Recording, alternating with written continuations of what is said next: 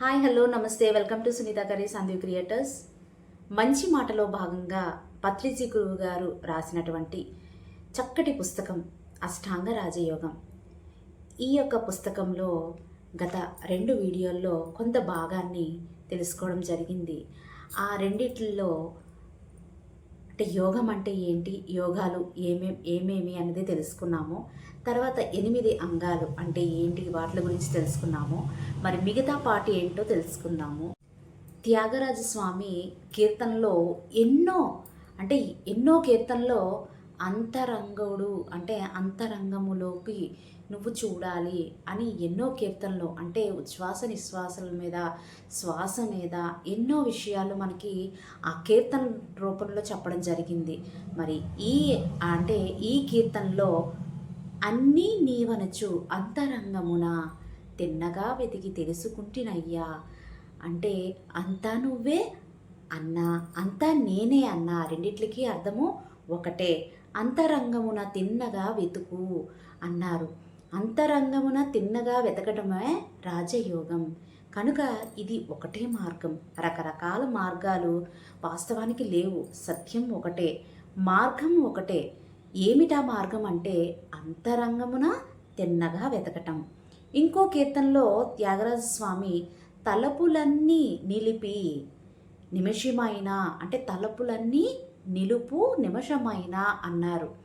కనుక టెక్నాలజీ అన్నది ఏ లోకంలోనైనా ఏ కాలంలోనైనా ఈ చిత్తవృత్తి నిరోధానికి ఒకటే. యోగ చిత్తవృత్తి నిరోధ అని పతంజలి ఈ రాజయోగానికి నిర్వచనం ఇచ్చారు. ఈ మనసు ఖాళీ అయిపోవటమే మొట్టమొదటి మెట్టు. దానికి ఈ ప్రాణాయామం, సుఖమయ ప్రాణాయామం అంటే ఆనాపానసతి ఒకటే మార్గం. తద్వారా అతీంద్ర శక్తులు మనకు లభిస్తాయి. వాటితో మనం ఏకమవుతాం. తద్వారా సమాధి స్థితి అంటే అన్ని సమాధానాలు దొరికిన స్థితి లభ్యమవుతుందో, ఎప్పుడైతే మనకు ఆధ్యాత్మిక సాధన ద్వారా, యోగ సాధన ద్వారా ఆసన ప్రాణాయామ ప్రత్యాహార ధారణ ధ్యాన సమాధుల ద్వారా ఆధ్యాత్మిక విజ్ఞానం లభించినప్పుడే అప్పుడే మన దైనందిన జీవితంలో యమ నియమాలు సజావుగా ప్రవేశిస్తాయి. యమం అంటే మౌలిక సిద్ధాంతాల మీద అవగాహన. ఏ సిద్ధాంతాలు? అహింస, సత్యం, బ్రహ్మచర్యం, అస్థేయం, అపరిగ్రహం. యమ నియమాల గురించి తెలుసుకుందాం. యమాలు అంటే సత్యం, అహింస, బ్రహ్మచర్యం, అస్థేయం, అపరిగ్రహం. సత్యం అంటే సత్యం పలకటం, ఆత్మ పదార్థంగా మనం మాట్లాడటం అని, ఆత్మ అనేది సత్యమని, ఏదైనా కానీ ఆత్మ పదార్థంగా చూడగలగడం సత్యం. మామూలుగా సత్యం పలకడం సత్యం కాదు. అలాగే అహింస. ఇక మనం మనస వాచ కర్మణ హింస చేయలేం. హింస అనేది ఇక మన వల్ల కాదు. ఆ స్థితికి చేరుకుంటాం. అలాగే బ్రహ్మచర్యం, సంభోగం, సంపర్కం, సెక్స్ ఇవి లేకుండా ఉండటం కాదు బ్రహ్మచర్యం అంటే. బ్రహ్మంలో చరించడమే వాస్తవానికి బ్రహ్మచర్యం అంటే. భూరితి బ్రహ్మ, చాలా గొప్పదైన మధ్య మార్గంలో చరించటం. అలాగే అస్థేయం అంటే ఇతరుల సంపదల మీద మన కన్ను పడకుండా ఉండటం. అపరిగ్రహం అంటే మనకు అవసరమైంది కొంచెం మోతాదులోనైనా ఎవరి దగ్గర నుంచి తీసుకోకుండా ఉండటం. ఈ విధమైన చక్కటి మౌలిక ఆధ్యాత్మిక ప్రాపంచిక సిద్ధాంతాల మీద మనకు అవగాహన వచ్చి వాటిలో మనం చక్కగా సిద్ధులం అవుతాం. అదే యమం అంటే. ఇక్కడ నియమాల గురించి శౌచం, సంతోషం, స్వాధ్యాయం, తపస్సు, ఈశ్వర ప్రణిధానం. అలాగే మన దైనందిక జీవితంలో సరి అయిన నియమాలు చోటు చేసుకుంటాయి.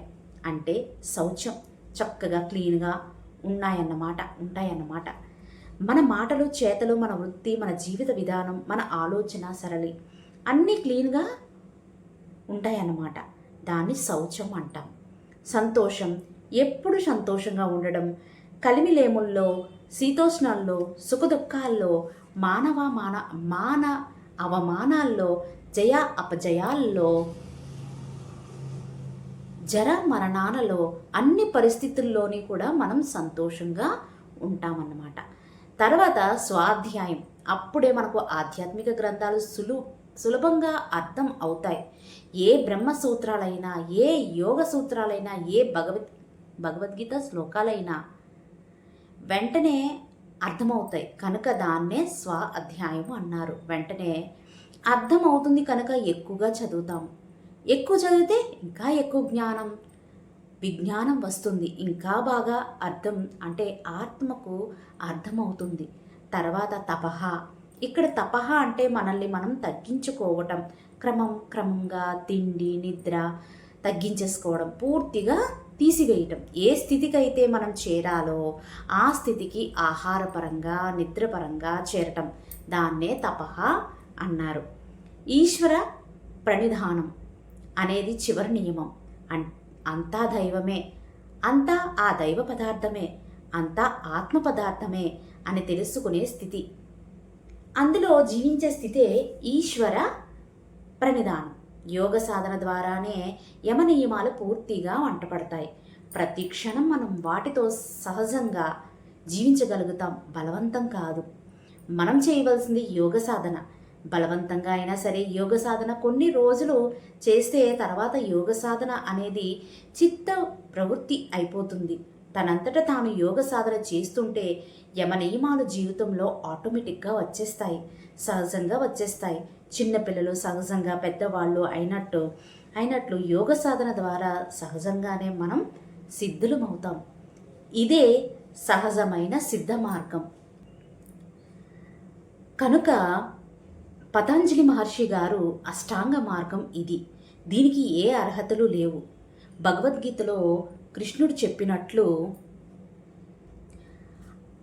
అపచేదసి పాపేభ్యః సర్వేభ్యః పాపకృత్తమః సర్వం జ్ఞాన ప్లవేనైవ రుజినం సంతరిష్యసి.